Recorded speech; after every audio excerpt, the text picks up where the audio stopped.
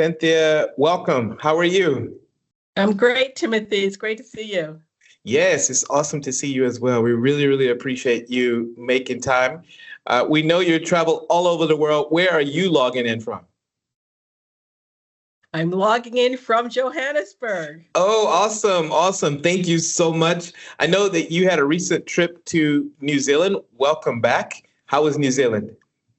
Thank you. Actually, I was in Western Australia, so I was Oh, in Western Perth. Australia. Yeah, Okay. Western Australia, not quite down in New Zealand. It was great to be in Western Australia and able to reconnect with friends there and learn more about what's happening with mining, especially with Australia and South Africa. So it was a great Awesome. visit. Yeah. Awesome. Well, thank you very much. Just as a formal introduction, how long have you been our Counsel General? Yeah, how long have you been in your role at U.S. Department of Commerce, your mission position? How long have you been here? So I'm based here in South Africa, where I serve as the Minister Counselor for Commercial Affairs. I've been here for 3 years now, and it's just been exciting representing the U.S. Department of Commerce across Sub-Saharan Africa, where Awesome. we have offices, in Ghana, Kenya, Nigeria, Angola, Mozambique, Ethiopia, and we just opened offices in Zambia and in Cote d'Ivoire. And in South Africa, we have three offices, the one here in Joburg, where I sit. We have an office in Cape Town and Durban. Awesome. Tell us a little bit about the purposes of this footprint across of Africa and what you guys hope to achieve in these offices. Well, the Department of Commerce mission essentially is to help U.S. companies find new markets, expand their presence in overseas markets, and then to also partner with local companies because, U.S. companies can't come into a market alone, but it's important that they find the right partners with whom to engage in business across the continent.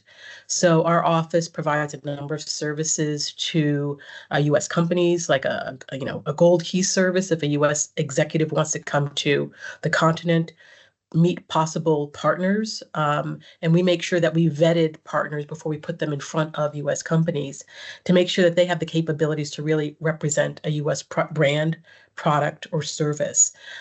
We also help with what we call advocacy. We advocate on behalf of U.S. companies seeking big projects overseas. So we have a lot of government-to-government engagement. And then we also, again, it's important for us to know who's who in the various industry sectors so that, again, if you have XYZ capability, we know that, we get to know you, your capabilities, and then we can put you in front of U.S. companies to potentially partner with them. So it's about two-way trade and win-win for not just Americans, but also Africans across the continent. Yeah, I mean, the pipeline and the relationships that we've built over the last few years have just been extraordinary. Can you think of a successful case study where a South African or someone else across the continent has partnered that you're particularly proud of? That when you look back on the introduction, the facilitation of these relationships, that have is something that you're really proud of? Well, so my team works in a lot of sectors across, various industries. And since, we're talking with agriculture and energy, I think I want to share one success story that one of my colleagues shared with me coming out of the NAMPO trade show that takes place in South Africa every May. And it's the biggest agribusiness show on the continent. And in this case, we worked with a U.S. company called Sharkwheel. And Sharkwheel has come to NAMPO, has exhibited, and sometimes companies don't have the wherewithal to travel to South Africa or to travel, in this case, to Bothaville in the Free State. It might be expensive, it could be time consuming. And so sometimes we do catalog shows. In this case, the U.S. company called Sharkwheel, they received an order from a local agricultural tech distributor, Ranke, South Africa, and their product was purchased. And it's like an agricultural wheel that's used to spin around to irrigate fields. And so they've had successes. And they said, so the commercial service, our colleagues will introduce this U.S. product, introduce this U.S. company, again, to potential local distributors, partners, representatives, and then they'll bring this product onto the marketplace. And sometimes not just South Africa, but South Africa sometimes is a gateway to enter other markets as well. And then, once it's successful here, we can see where else it might be applicable on the continent. We've also worked with livestock company out of Maryland, and they develop a tracking and tracing model for livestock. And again, this came through the company's participation in the NAMPO show. So just a couple of examples to share with you. Yeah, thank you very much. I want to also highlight a few of the platforms that we have throughout the year. This is just one of the platforms in our broader ecosystem, but there are many other platforms where entrepreneurs can engage, can connect. Do you guys have any events coming up that you'd like to share, or any online sort of events or any engagement that you'd like to share? Well, as everyone probably on this call knows, South Africa hosts a number of trade events. I mean, most trade events covering the continent are held, either in Johannesburg or in Cape Town. And so we make sure that U.S. companies come and are present at these trade events. Right now, we have some U.S. companies here in the healthcare space doing what I just mentioned, Gold Keys, executives here from U.S. healthcare companies looking for partners, and then they'll go down to Cape Town for Africa Health, again, the big health conference on the continent.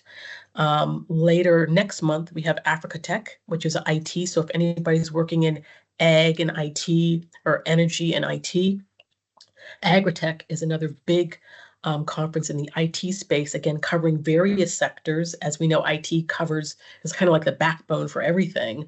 And again, we'll bring U.S. companies to this show. We'll have about 10 U.S. companies in the USA Pavilion. And so while they're exhibiting, they also want to meet again with key stakeholders on the ground, potential partners, potential clients. And so Timothy's been to a number of our shows. You were at the Enlit Renewable Energy Show, where again, we have a big USA Pavilion and we arrange meetings for the company executives that are here in country. We want to make the most of their time. We want them to meet you. We want them to meet, again, potential partners. We want them to meet with government officials at the national level, at the provincial level, at the city level, and make sure that there are opportunities for us to know who the players are in the field, and for South Africans and those on the continent to know what capabilities U.S. companies are bringing to the continent. Awesome. I see a few more people have joined. I just want to give a shout out to Zukiswa, Muneri, Resejo, Tatiana, Nelile, and Glovo has joined. Thank you guys so much. Thank you very much.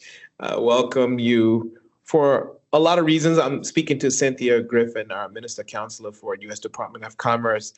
Cynthia, I wanted to also explore that, when you think about how these platforms come together and what our ultimate mission is, you've seen this play out in other parts of the world. So I want to add a little bit of context. Prior to the Sub-Saharan Africa, you were in China. Tell a little bit about your experience there and some of the things that actually worked at that level of scale, because China is a massive, massive market. Yeah, no, thank you for that question. And yes, so I was the Minister Counselor for Commercial Affairs in China, which is our biggest post for the Department of Commerce worldwide. We had a team of over 150 people at that time. And what we did was we would do what we call road shows across China. Again, if a U.S. company was in Beijing, they would want to know about opportunities, let's say in Chengdu or in Guangzhou or in Shenyang and other parts of the country. And so what we've done is, we do roadshows, again, in the various industry sectors. And we've taken that model and we're using it now in Sub-Saharan Africa to bring U.S. companies to neighboring countries. They want to know, what the market opportunities are in Mauritius. So we just came back from a Mauritius roadshow. We did a U.S. Namibia trade summit. We did a U.S. Zambia trade summit. And so as U.S. companies want to know, again, like I said earlier, South Africa sometimes is seen as the gateway to the continent. Where else might their products and services and their skill sets be of value? Where can they find other partners on the continent, again, to introduce U.S. products and services? Got it. So that's one model that really works well and is working well here on the continent as well. Awesome. I want to demystify this. You know, oftentimes we meet people on the ground. I mean, just earlier we were talking to a young upstart in East London, and all of this can sound highly political. So I want to strip down for a moment, and I want to talk about a practical platform like one of our missions. So last year, we had our GDEI mission when minorities in America came to meet and engage and match with South African opportunities. Let's just kind of unpack what that looks like. So we are at a hotel, we're at a conference center, we bring in South African entrepreneurs or for others from across the region, South Africa as well. Because we also went to Ghana, we went to Nigeria, et cetera. So we bring them together. Let's talk about how that actually plays out on a very practical level. Sure. Thank you for that. And thank you for your role in, making that a real success, Timothy. So GDEI, Global Diversity Export Initiative, that was a trade mission that we led to Sub-Saharan Africa, as Timothy said, South Africa, Ghana, Nigeria. And we had 26 U.S. companies, minority-owned or U.S. veteran military-owned companies in specific industry sectors. IT was primarily at the forefront. And then we had automotive, and we had, I think, healthcare products as well, or cosmetics. Products. Cosmetics. And so we announced this trade mission that was coming, and then we reach out again to our contacts. So that's why it's important that we know who you are, what your capabilities are, so that we can get you in front of U.S. companies. Again, we're looking for companies that have at least 3 years of a track record. So, or you as a person maybe have worked for a company and now you've established your own company, but you have a track record in that industry sector. We want to know why a U.S. company would want to partner with you. And so that's why it's important for us, our commercial specialists. We have commercial specialists across the continent in the various industry sectors whose work it is to get out and meet you, to understand again what your capabilities are, so that then we can invite you to participate in these missions when they come. So in the case of the GDEI mission, we had what we call speed dating sessions, one-on-one meetings between the company, U.S. company representative and South African company representatives or entrepreneurs, so that they can meet and see if there's a possible match to do business. Now, a number of these companies are still engaging with their potential South Africa partners. Partnership doesn't happen right away. It takes time. You have to get to know one another, establish that trust, really understand each other's capabilities and how you might be able to move a company forward in South Africa. So we had briefing sessions as well, where we invited entrepreneurs, South African businesses to come and hear broadly from our U.S. Ambassador Brigady. We had representatives from Development Finance Corporation with us, representatives from U.S. Exim Bank, representatives from the U.S. Small Business Administration, because we're really keen on what we can do with SME to SME engagement. And so it's an opportunity for you to learn exactly what resources are available to you, how we can work with you, again, to promote two-way trade between the United States, South Africa, and more broadly, Sub-Saharan Africa. And then we have, receptions, lovely receptions. GGDA, the Gauteng Growth and Development Agency, hosted us for a reception. Sometimes U.S. companies will host us for receptions. And there's, again, it's an opportunity for you to meet our commercial specialists, and meet our leadership within either the consulates or the U.S. Embassy more broadly. Awesome. So we have a few more people that joined. Karen, Bokang, Ledwaba, thank you so much for logging in. For those who have been listening to this conversation, if you have questions for Cynthia, I'm sure Cynthia'd be open to answering a few questions, right? Right. And then hopefully, the beginning of December, we're looking for the mayor of Atlanta to bring a delegation to South Africa with businesses. And we're looking at, businesses, what we can do in the creative space, what we can do in education space, and exchange and learning from one another. I'm also just back from Atlanta, where I was there to witness the signing ceremony, a sister airport signing between Atlanta Hartsfield Jackson International Airport and Airport South Africa, Airport Company South Africa, Yeah, AXA. AXA, So the CEO yes. of AXA was with us in Atlanta. It was great to see this engagement and then what can come out of something of a sister airport agreement where we can learn from one another. Use of drones, how do you develop an aeropolis, the businesses around an airport. So there are a lot of areas we're looking to do more with in South Africa. Thank you. Let's talk a little bit about your team. You have a dynamic team. Let's give a shout out to some of your team and the role they play in some of the activity that they're involved in. I know Pilo and some of you got a really, really wonderful dynamic team on the ground. Anybody you want to give a shout out to? To all of them. We have a great team. We have Safiso on. Safiso's our head IT guy who covers IT for all the continent and helps us all and keep us connected. So thank you, Safiso. We have Jace in Cape Town. Jace covers construction, industrial machinery.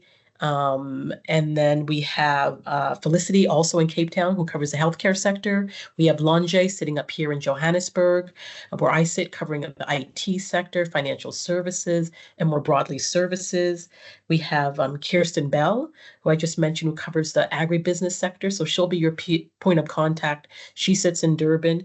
In Durban with her is Sanjay Hariprasad, who covers education, logistics, ports, and he did the cosmetics initiative. We had a big cosmetics initiative a couple of months ago where we brought U.S. cosmetic companies, skincare products, hair care products, and these companies are looking again for partners here in South Africa to tap into the South Africa market. And then we also met with the Cosmetics or Personal Care Export Association that's looking to also tap into the U.S. market.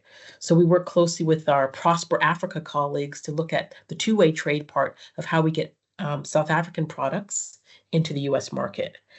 We have Shamal, who's our internal admin budget guy. We have Handrea, who's my right-hand executive assistant.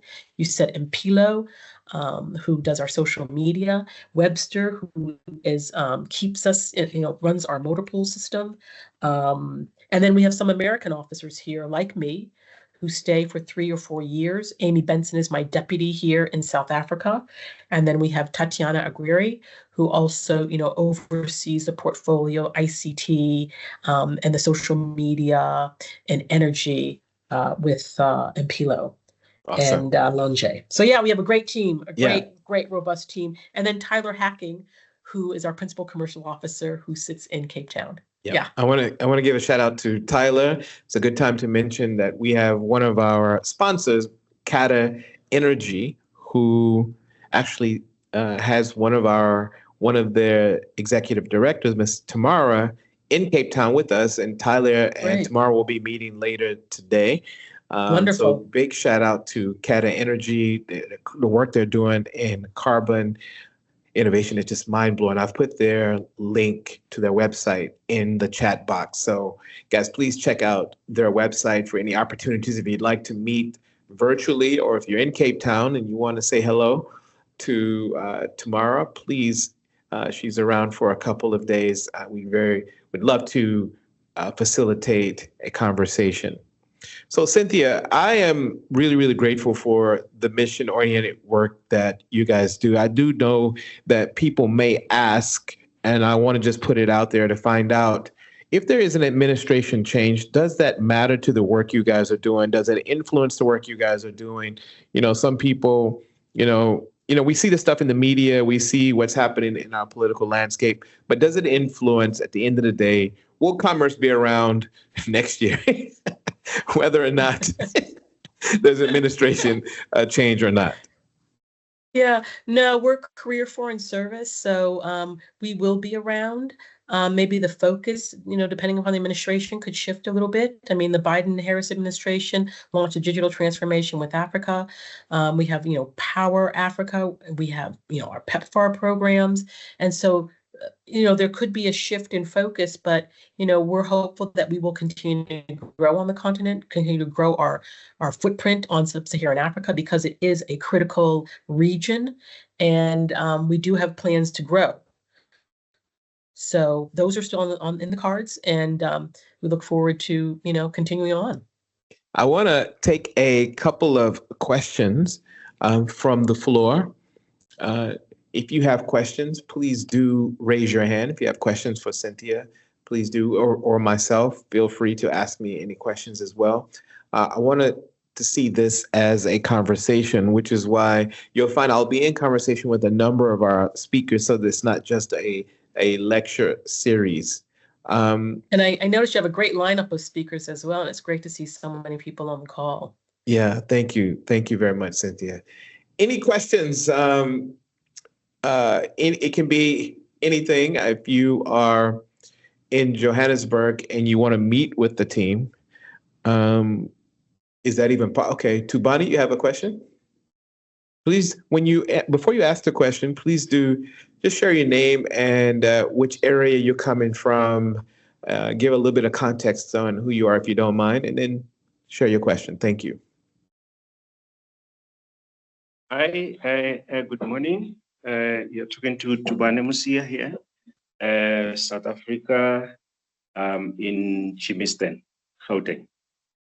It's really great to be part of this seminar, and also very, very exciting what Cynthia is actually providing for us in terms of the opportunities.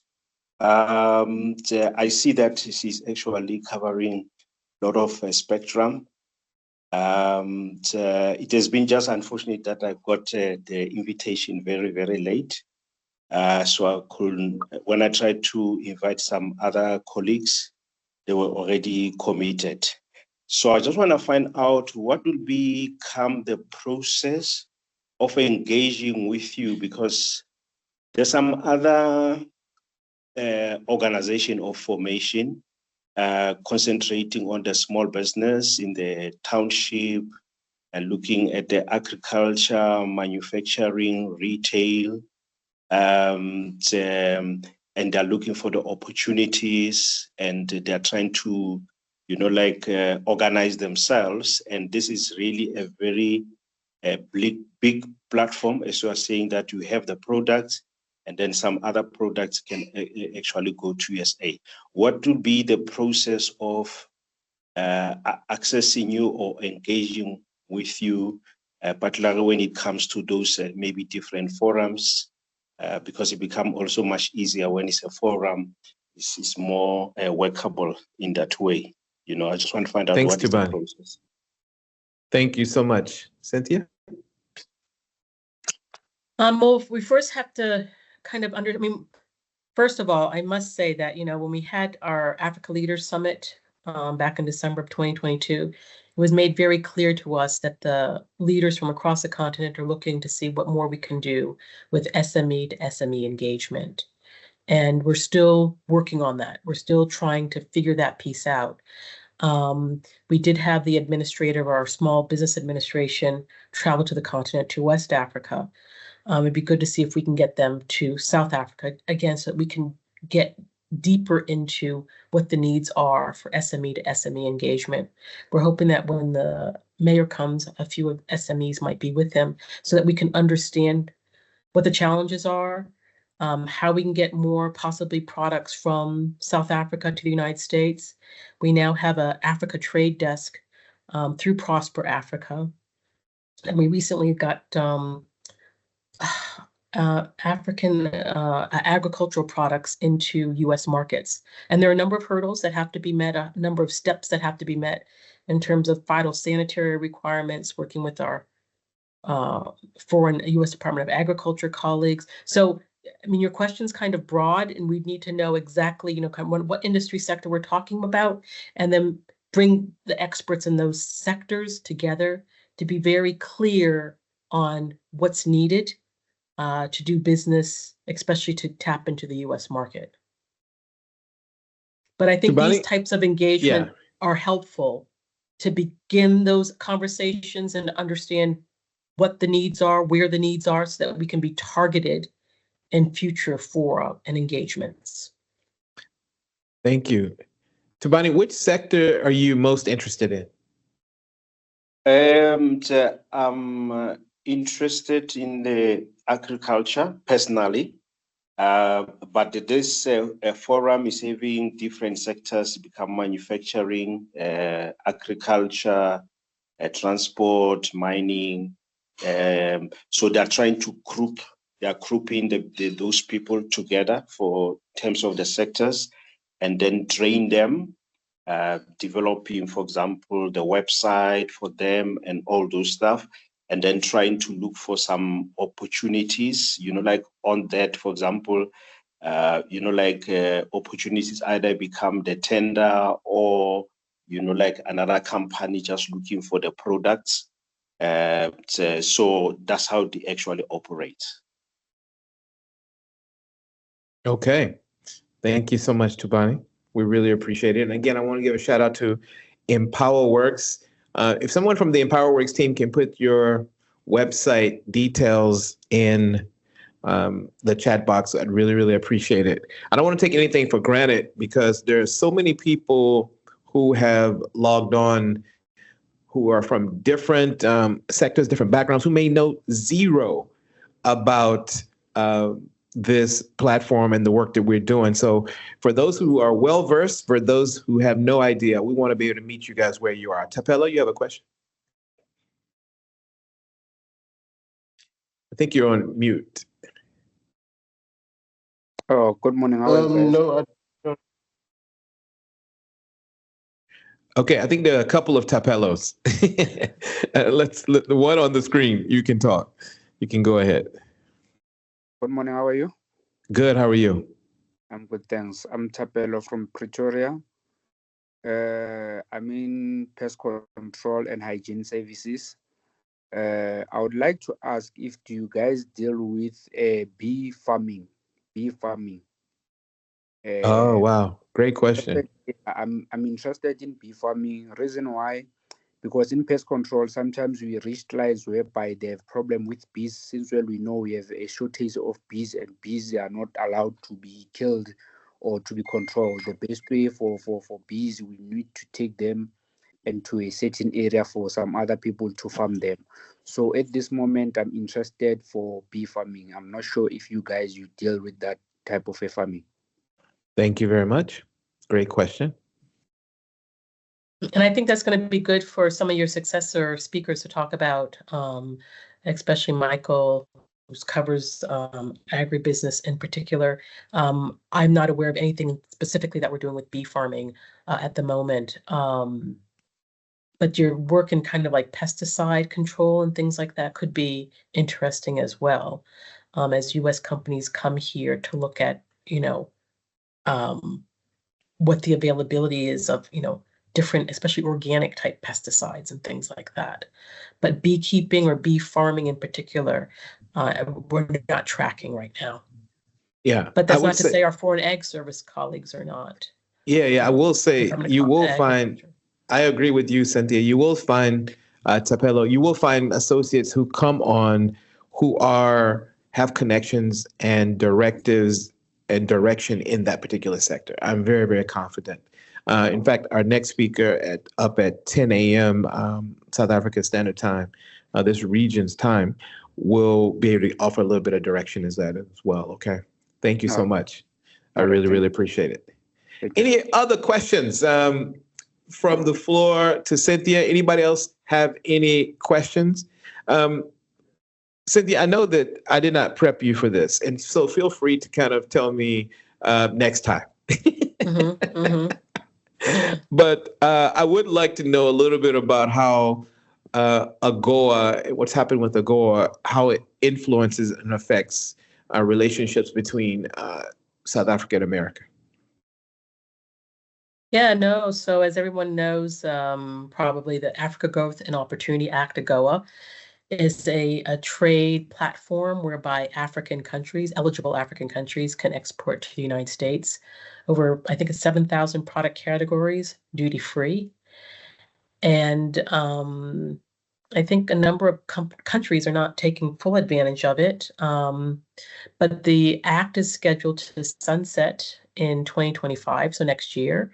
And there's a lot of lobbying taking place now by African governments and private sector for that trade privilege to be extended.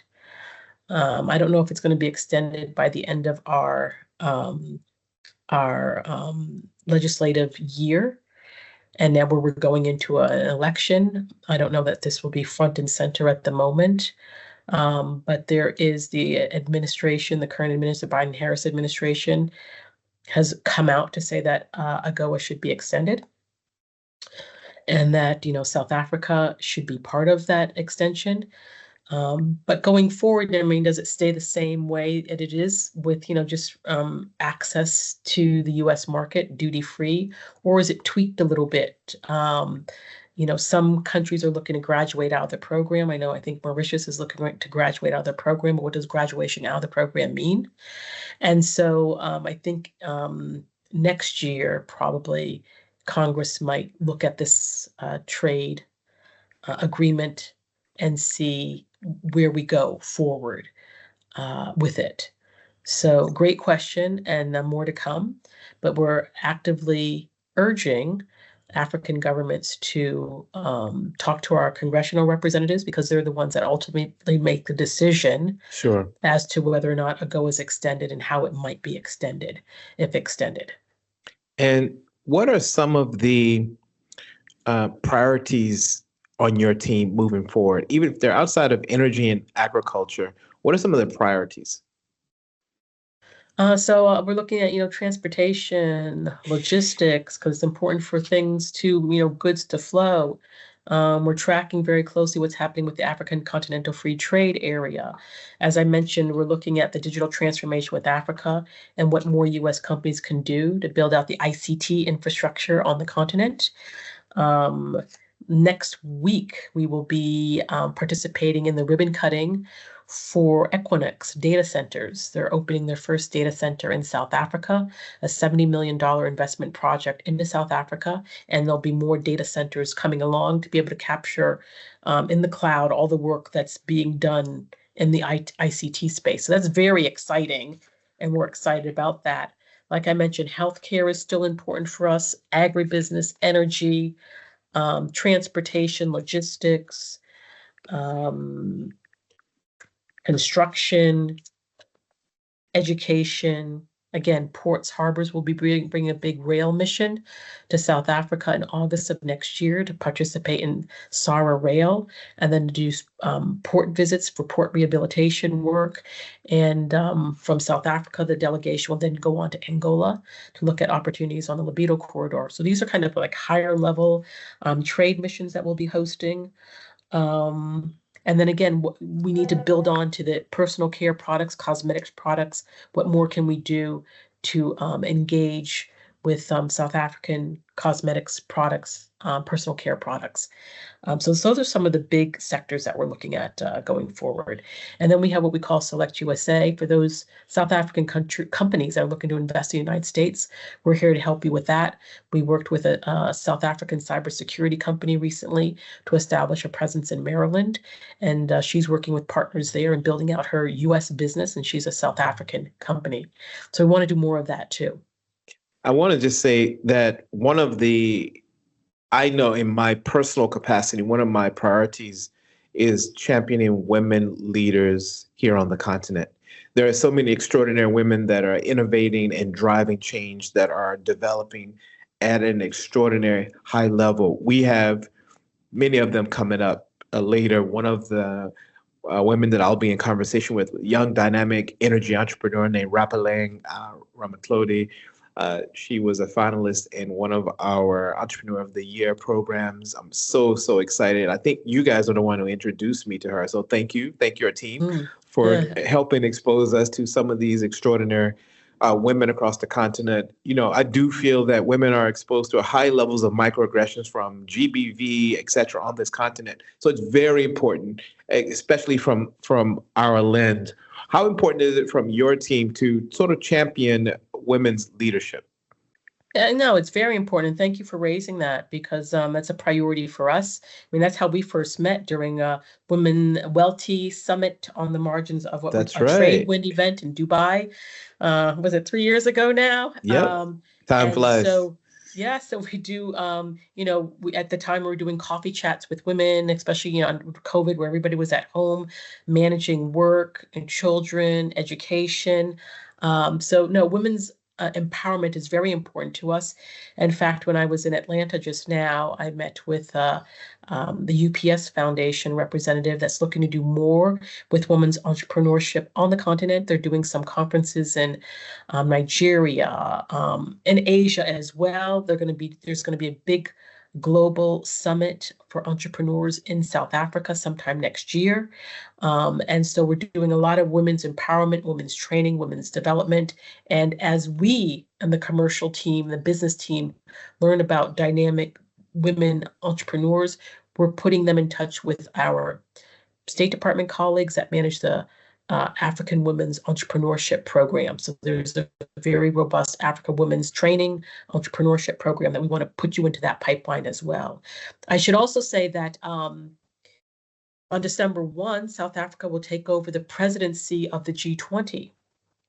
Oh, wow. So that every year there's a big G20 summit where the heads of states all come to the host country. Next year, South Africa will be the host country. And already leading up to the G20, we're looking at the series of events around B20, the Business 20, and a series of events leading up to the Global Summit, which will take place in November of 2025, likely in Johannesburg. And one of the main components of the B20, something that South Africa is focused on, something that Brazil has been focused on, Brazil currently holds the presidency, is women's empowerment and making sure that as we develop these task force of issues throughout the year, that women are leading some of these task forces, that we have at least 50% women participation in all the B20 events. So this is something for people to keep an eye on. Wow. BUSA, Business Unity South Africa, is one of the co-chairs of this. So if any of you are involved with BUSA or BSLA, Business Leadership South Africa, BLSA, please make sure that you're part of these conversations, that your issues are raised and heard, especially as we look at women's empowerment. We're looking at, for South Africa, youth employment, workforce development are issues that are of utmost importance to South Africa. So something to look out for. It's going to be a busy year next year.